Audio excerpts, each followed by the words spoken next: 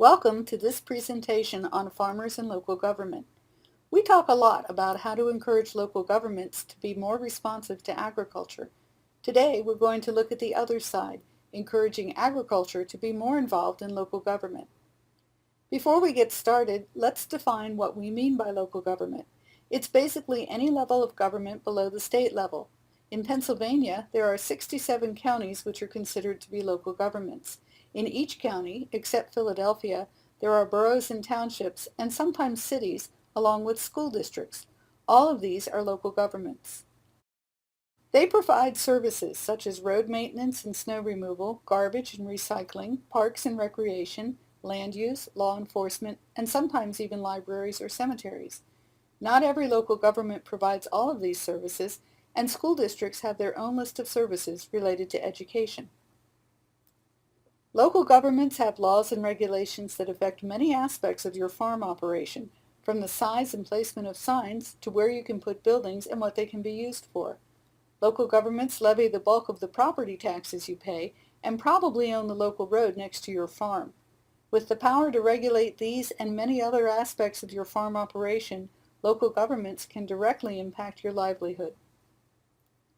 Many local governments recognize the importance of agriculture to their community, their way of life, and their tax base. They understand agriculture and try to keep pace with changing practices, such as the increase in on-farm retail activities. They plan for agricultural expansion in land use and zoning regulations. They welcome new farms and new farmers to their community. And most importantly, they make sure their actions don't create problems for agriculture. Many communities think they are farm-friendly, but because they don't really understand the needs of agriculture, they sometimes cause more problems than they solve. For instance, a township may think it can help sustain farms by requiring a minimum of 100 acres. The township doesn't understand that 20 acres can be a viable agricultural operation for a vegetable grower or other specialty crop producer. The town's size regulation can actually make it harder for small operators to farm. So how do we help townships and boroughs understand agriculture? Get more farmers into local government. To make sure we understand the challenge, Penn State Extension conducted research through focus groups, developed a workshop and webinar curriculum, and presented our findings to several agricultural organizations. Why this project? Ultimately, we want to create more local governments that are farm-friendly and will support agricultural operations. We hope to do that by getting more farmers involved in local government. In our focus group research, we listened to farmers, growers, and producers. Many of them hadn't given much thought to their local government.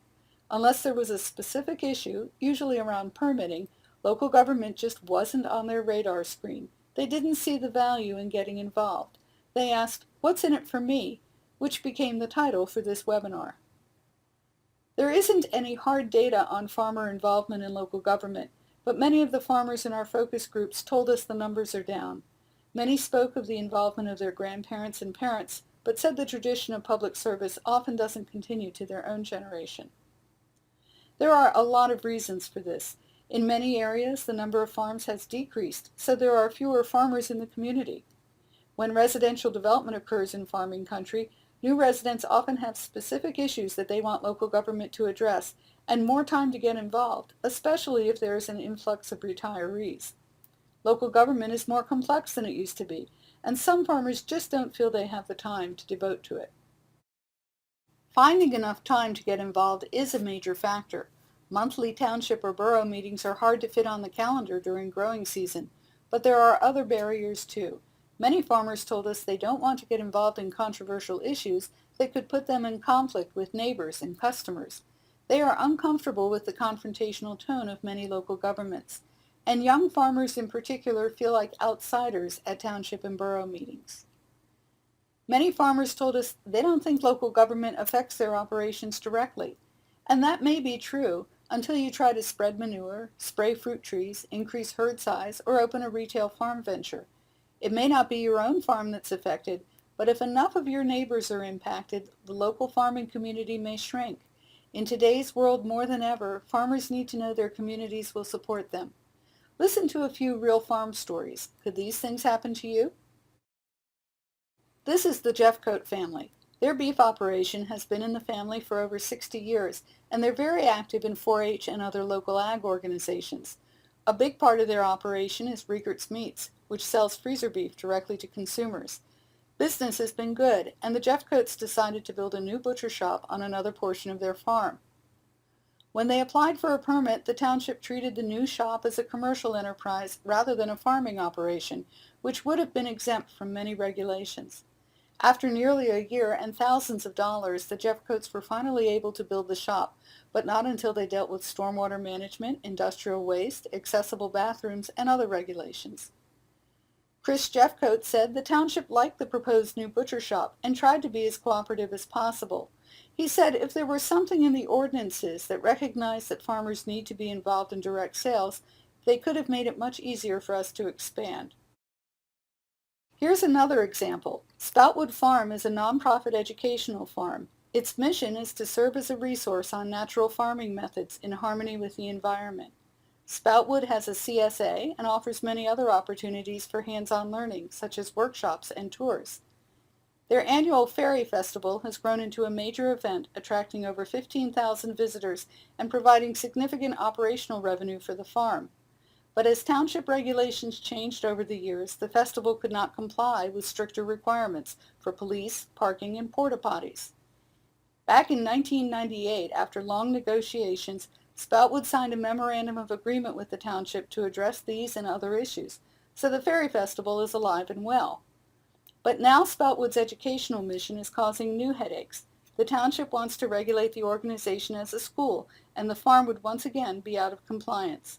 For owners Rob and Lucy Wood, educating people is a farm operation, just like growing vegetables. As Rob puts it, our message and our approach are holistic. So the traditional zoning approach of evaluating activities separately will likely continue to cause friction between the township and the farm. Here's one more story about a family dairy operation that's been around since 1942. The family has always had a good relationship with the township. When they wanted to add a cow barn in 2008 and again in 2012, it was a simple process. Sketch plans were reviewed and approved in about a week each time.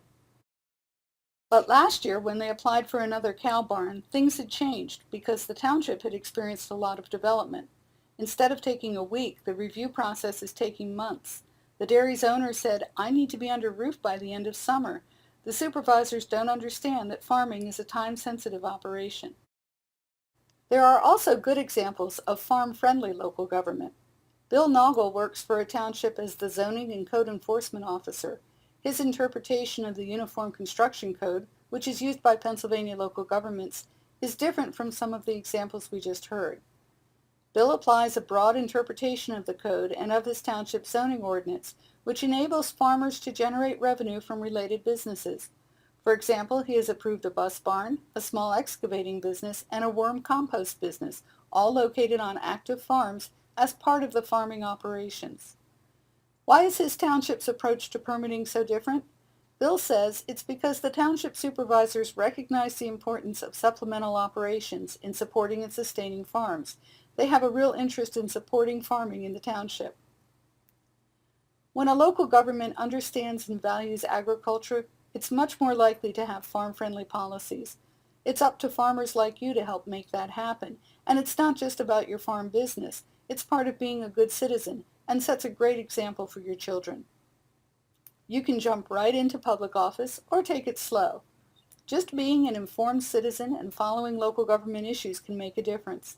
If elected officials know you care about local policy, they may come to value your opinions. Let them know that you're happy to talk farming with them, and you might even invite them out for a farm tour. You can volunteer to serve on a local government board or commission, known as an appointed office. Planning and zoning is where the action is that will have the biggest impact on most farms, but water and sewer authorities also have a major impact on where growth will occur in your community. Find the board that fits your interest, such as Parks and Recreation or Historic Preservation. There is no standard process for appointing citizens to boards, so you need to ask your township or borough how they find interested citizens. Many local governments struggle to find people willing to serve, so your offer to volunteer will probably be well received.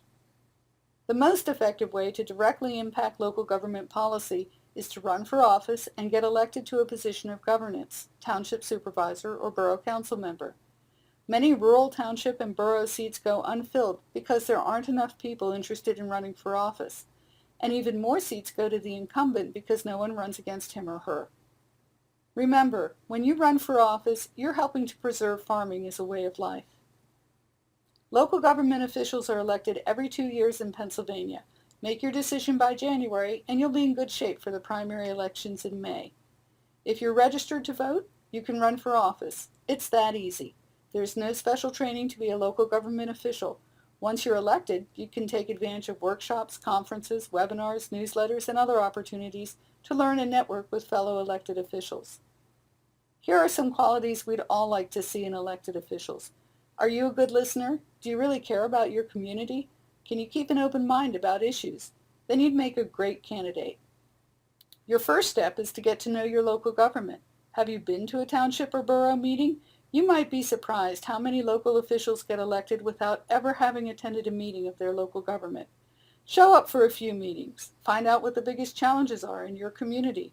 Do officials work well together? Would you be a good fit? We talked earlier about being an informed citizen. Follow your local government in the news. You might also find a website, Facebook page, or Twitter feed too. Most local governments who have websites post their meeting minutes, so be sure to take a look for them. It's not hard to run for office and usually not expensive either at the local government level. Check out resources like Penn State Extension and your county elections office to learn the nuts and bolts of running for office. Do you know a township supervisor or a borough council member or someone who used to serve? Those people can be a great source of information too. We heard a lot about the tradition of public service in our focus groups and about how it died out in many families. Is it time to start a new tradition in your family and your community? A farm-friendly community is a great legacy. We hope you'll be a part of it. Thank you for listening to this webinar. We hope it has sparked your interest to get more involved in your local government. Our thanks also to USDA and Northeast SARE for making this project possible. For more information, contact Penn State Extension.